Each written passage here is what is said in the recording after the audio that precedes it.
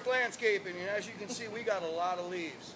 So what we're going to do is we're going to show you, as we demonstrated before, how we get rid of this many leaves, which came out of the mulch beds and everything else, and how we're going to reduce them and make them better for the grass, the soil all around us, and all these leaves will be gone when we're done. So we'll see you in a few minutes. All right, a big pile of leaves is gone. As you look across the yard, there's no leaves whatsoever.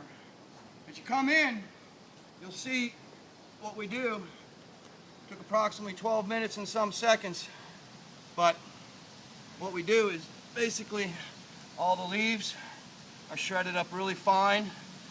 They're going to compost. They're going to go back into the earth. We don't fill up the landfills. Thus we save the taxpayers money, and we're also doing good for Mother Earth. So there you have it, leaf removal 101. We'll see you next time on New Earth News.